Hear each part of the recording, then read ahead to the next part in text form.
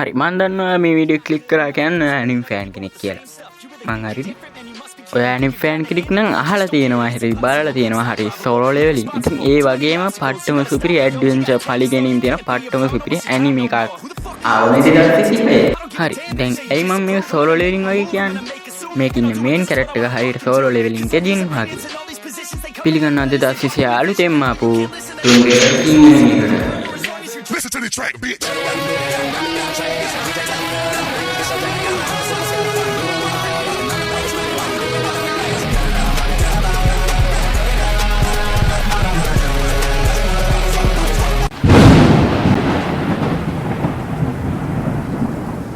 ඕකේ අපි මේ ඇනිමික් ගැන පොඩ්ඩක් කතා කරලා බලමු. කියන්නේ මේ ඇනිමික කොයි වගේද කියලා එක තමයි කතා කරලා බලන්න යන්නේ. ඉතින් ඔයාලට තේරෙන්නේ නැත්නම් මට කරන්න දෙයක් නැහැ. හරි එදා ලස්සන සඳුදාවක්.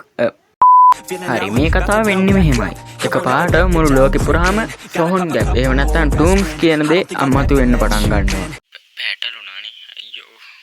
එතකොට මොනවද මේ සොහොන් ඇතුලේ තියෙන්නේ? ඇත්තටම මේ සොහොන් ඇතුලේ තියෙන්නේ රිලීස් කියන පුරාවස්තු කියලා තමයි කිව්වේ බං. හරිද? ඒ රිලීස් කියන පුරාවස්තු වලට පුළුවන් මිනිස්සුන්ට එක එක සුපර් පවර්ස් දෙන්න. ඒ කියන්නේ නිකන් සුපර්මෑන් වෙහිලා පුරාව මල්ලි සුපර්මෑන් වදාලා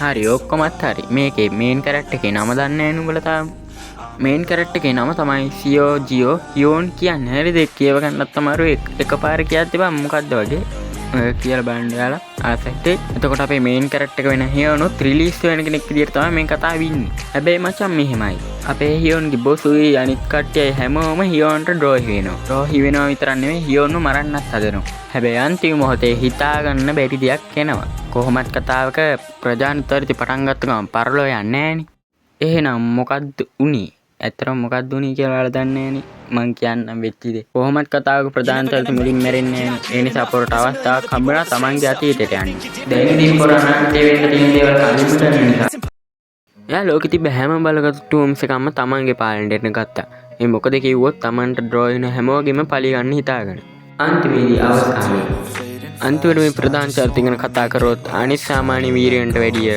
අතිදක්ෂ බුද්ධියක් තියෙන සතුරුන්ට කිසි සමාවක් දෙන්නේ නැති කැරක්ටර් එකක් විදියට දකින්න පුළුවන්.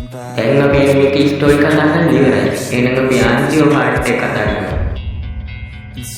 දැන් මේ ඇනිමේ එක 2026 ජූලි මාසයේ ඉඳන් කන්ට්‍රෝල් එකේ විකාශය වෙන්න පටන් ගත්තා. හරිද?